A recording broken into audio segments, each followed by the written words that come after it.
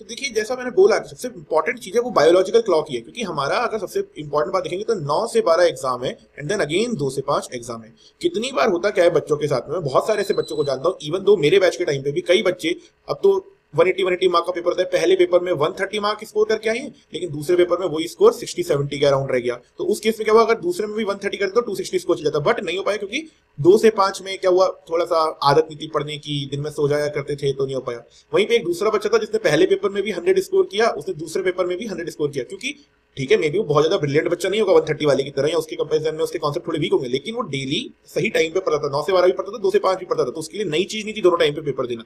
तो वो चीज आपको करनी है।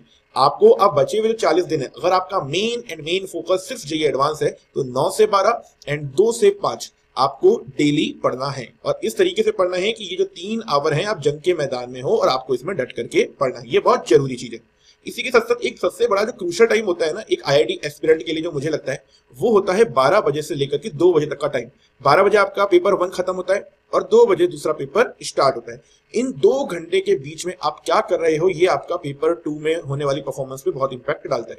देखिए कई बच्चे होते हैं, जैसे फॉर एग्जांपल मेरे टाइम का मुझे एक स्टूडेंट याद है, ही स्कोर्ड अराउंड 130-140 रैंक, लेकिन उसकी आदत थी कि वो जब भी एडवांस का टेस्ट पेपर देता था तो उसे दही रोटी पसंद थी, ताकि वो लाइट खाता था, उसका माइंड फ्रेश रहता था। इवन तो एक बहुत अच्छा स्टूडेंट था, उसने 400 समथिंग कुछ रैंक स्कोर करी थी, एंड देन वो प्रॉपर मतलब अच्छे से हैवी लंच करता था, क्योंकि उसकी आदत थी हैवी लंच की। तो ये वाला स्टेटमेंट बहुत खराब होता है कि 12 से 2 के बीच में आप लाइट डिनर, लाइट लंच करो, हैवी लंच करो, फ्रूट्स खाओ, ये खाओ, जो भी आप खाते हो, जिसमें भी आपको कंफर्टेबल लगता है वो खाओ, लेकिन एग्जाम इस तरीके से खाओ कि मतलब इस तरीके से अपनी बॉडी को एडजस्ट करो कि एग्जाम वाले दिन भी आपको वही करना है, और आपको उससे आपकी बॉडी पे, आपके दिमाग पे आपको सुस्ती नहीं आए, आप रिफ्रेशिंग फील करो, ये सब चीजें आपको रहे। तो बायोलॉजिकल क्लॉक की बहुत ज्यादा इंपॉर्टेंस है जेईई एडवांस में, इवन तो जेईई मेंस में भी है, लेकिन जेईई एडवांस जहाँ 6 आवर आपको दिमाग रिग्रेसिव दिमाग लगाना है डिफिकल्टी क्वेश्चंस में, उसमें आपको इस चीज का ध्यान रखना बहुत जरूरी है। अब बच्चे 40 डेज में हम किस तरीके से पढ़ें, तो देखिए वीक बाय वीक प्रिपरेशन रखनी है। हमारे पास में मैं बात करूं 40 डेज, इट मींस हमारे पास में 5 वीक्स हैं और प्लस में एक्स्ट्रा 5 डेज हैं। देखिए मैं यहाँ पे सिर्फ 5 वीक के प्लान के बारे में बात करूंगा, बाकी के जो 5 डेज हैं वो आप खुद यूटिलाइज कीजिएगा कि जहां भी आपको कमी लगे उनमें आप इसे यूज कीजिएगा। अब देखिए हमारा जो एग्जाम आता है, हमारे पास में ऐसा कुछ होता है कि हमारे पास में 3 आवर का एग्जाम होता है। उस 3 आवर के एग्जाम में हमारे पास में अराउंड 60-64 क्वेश्चन करने को होती है, तो मीन्स हमें 1 घंटे में 20 क्वेश्चन करने हैं।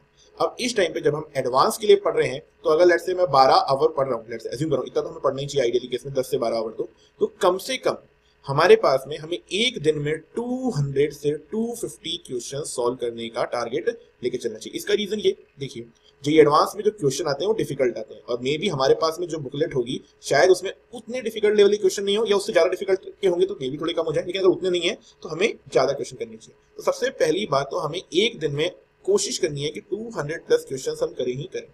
अब जेईई एडवांस में फिजिक्स, केमिस्ट्री और मैथ्स, ये 3 सेक्शन आते हैं, लेकिन कोई भी ये नहीं बता सकता कि फिजिक्स इजी आएगी, केमिस्ट्री इजी आएगी या मैथ्स इजी आएगी। सब अच्छे आते हैं। हाँ एक चीज मैं जरूर बोलूंगा, मैथ्स में डबल प्लस होता है, मैथ्स थोड़ी ज्यादा डिफिकल्ट आती है, ये हमेशा का ट्रेंड रहा है, इसमें कोई नई बात नहीं है। केमिस्ट्री और फिजिक्स में फिर भी आप बोल सकते हैं स्लाइटली केमिस्ट्री स्कोरिंग है, लेकिन दोनों इक्वल डिफिकल्टी लेवल के देखे जाते हैं। एक साल जरूर मैं बोलूंगा कि 2016 और 17 में फिजिक्स का पेपर ऐसा आया था, it was one of the most difficult paper of the last 1 decade I must say. तो वो एक ऐसा सीन था कि तब फिजिक्स बहुत डिफिकल्ट आ गया था, अदरवाइज मैथ्स ही सबसे ज्यादा डिफिकल्ट आता है। तो आपको थोड़ा सा उस चीज को देखना पड़ेगा कि मैथ्स के क्वेश्चन आपको डिफिकल्ट करने आने चाहिए। अब डेली का अगर हम ये टारगेट लेके चलेंगे तो आप खुद सोचो, हमारे पास में 90 चैप्टर्स है ना, ठीक है, और अगर मैं 40 दिन तक अगर 200 क्वेश्चन भी कर रहा हूं तो मैं 8000 क्वेश्चन अपने कर लूंगा, और 8000 क्वेश्चन अगर आप अगले 40 दिन में कर लेंगे ना, बिलीव मी आप अंडर 1000 स्कोर कर देंगे रैंक बिना किसी डाउट के। आपको अपना जो टारगेट है, देखिए कुछ मॉक टेस्ट भी हमें देने पड़ेंगे, तो हमें जो हमारा टारगेट है वो 240-250 मार्क्स तक का तो रखना ही है, ताकि इतने हमारे आए तो हम श्योर रहे कि हाँ यार हम 1000 या 1500 या 2000 के अराउंड पहुंच जाएंगे, है ना। तो क्या करना है, वीक 1 मींस आज जब आप वीडियो देख रहे हैं उसके बाद से कौन से चैप्टर आपको करने हैं, कैसे करने हैं, ये हम अभी मैं आपको नेक्स्ट वीडियो में जब सब्जेक्ट वाइज बात करूंगा उनमें बताऊंगा, लेकिन डेली 200 क्वेश्चन का हमें टारगेट रखना है विद थ्योरी, ठीक है। अभी संडे को एक चीज ध्यान रखना, हमें हर संडे को हमें जेईई एडवांस सिलेबस का मॉक टेस्ट देना है।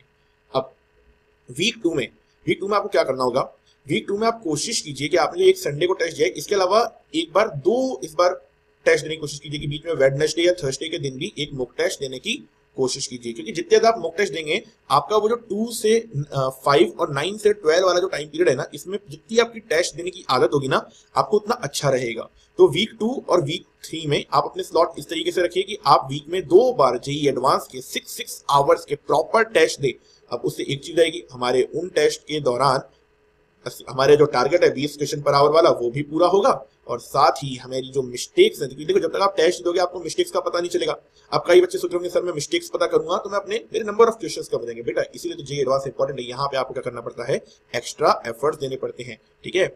और एक चीज समझ लीजिएगा कि जेईई एडवांस में अच्छी रैंक बहुत ज्यादा इंपॉर्टेंट है, क्योंकि एक अच्छी ब्रांच अगर आपको आईआईटी में चाहिए तो उसके लिए एक अच्छी रैंक जरूरी है। कंपटीशन रैंक के कंपैरेटिव में ब्रांच का बहुत ज्यादा होता है, ठीक है।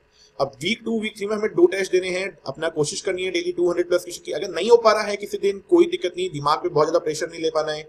अगर हमारे मार्क्स 240 250 नहीं आ रहे हैं, थोड़े कम जा रहे हैं, तो भी प्रेशर नहीं लेना है, हमारे मार्क्स बढ़ेंगे, क्योंकि एक दिन में ज्यादा नहीं होता। ग्राफ हमेशा ग्रोथ का कैसा होता है, इंक्रीजिंग होना चाहिए, ये कभी कांस्टेंट नहीं होना चाहिए, कभी डिक्रीजिंग नहीं होना चाहिए।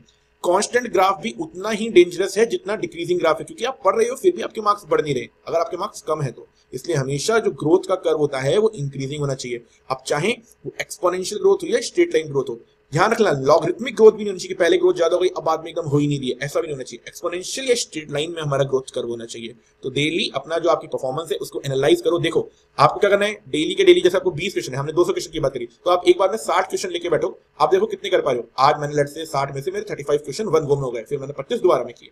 अगली बार में 60 में से मेरे 38 हुए, फिर मैंने 22 बाद में किए। तो मींस हमारी क्या हो रही है, ग्रोथ हो रही है, हम ज्यादा क्वेश्चन कर पा रहे हैं। तो इस तरीके से हमें अगले डे बाय डे चलना है, वीक बाय वीक में भी डे बाय डे चलना है। हर दिन हमारी ग्रोथ होगी, कभी वीकली हमारी ग्रोथ होगी, और तभी हमारी जेईई एडवांस में ग्रोथ होगी और हमारी एक अच्छी रैंक बनेगी। तो इन सब चीजों का ध्यान रखना है। जितने ज्यादा 9 से 12 और 2 से 5 के बीच में टेस्ट दे सको उतने देने। लास्ट के वीक 3 में, सॉरी वीक 4 में आप कोशिश करो कि 3 आप जेईई एडवांस के मॉक टेस्ट दो। देखिए अब कई लोग ऐसा बोलते हैं कि मत दो मॉक टेस्ट, क्या फायदा है। मेरा यहाँ पे मेन मोटिव मॉक टेस्ट देने का ये नहीं है कि इससे हमारा क्या बोलते हैं मार्क्स हमें पता चलेंगे। क्योंकि 9 से 12 2 से 5 की जो घड़ी है ना, इस घड़ी में बैठ के एग्जाम देने की जो आदत आपको लगेगी ना, वो जब आप आज से 40 दिन बाद 27 मई को पेपर दे रहे होगे तो वो बहुत हेल्प करेगी। अगर उस दिन पेपर डिफिकल्ट आया या चाहे इजी आया, ये जो आदत है ना 9 से 12 2 से 5 की, ये आपके कम से कम 30 से 40 मार्क्स बढ़ा देगी, बिलीव मी। तो इसलिए इसमें आपको पेपर अच्छे से देने हैं और प्रैक्टिस करनी है। बाकी के 5 दिन में आपको कैसे थ्योरी पढ़नी है, कैसे रिवाइज करना है, ये प्रॉपर्ली आपकी चॉइस है। लेकिन जो 5 वीक है इसमें कोशिश करो कि आप कम से कम 8 से 9, मतलब कम से कम 8 से 9 जेईई एडवांस टाइप के मॉक टेस्ट दो। मॉक टेस्ट में ये नहीं कह रहा हूं कि एग्जैक्ट जेईई एडवांस पैटर्न का होना चाहिए। इसका मीनिंग ये होता है कि आप 3 घंटे 9 से 12 2 से 5 में बैठ के आप पूरे क्वेश्चन सॉल्व करो। मैं ये भी नहीं कह रहा हूं कि ऑनलाइन ही बैठ के दो, ऑफलाइन दो, लेकिन उस 3 घंटे बैठ करके पूरे वैसे कि एग्जाम की तरह बैठ के टेबल चेयर पे क्वेश्चन सॉल्व करने हैं। बाकी सब चीजें सॉर्टेड है, बस इतना आप करो। जैसा मैंने बोला अंडर 1000 रैंक बहुत अच्छे से आएगी, लेकिन डिफिकल्ट क्वेश्चन करने हैं, हाई लेवल थिंकिंग ऑर्डर वाले क्वेश्चन अब करने हैं। और अच्छे से पढ़िए। कोई दिक्कत है, कोई भी प्रॉब्लम है तो आप कमेंट सेक्शन में पूछिए, हमें मेल कीजिए, हम अपनी तरफ से आपकी हेल्प करने की हर तरीके से कोशिश करेंगे।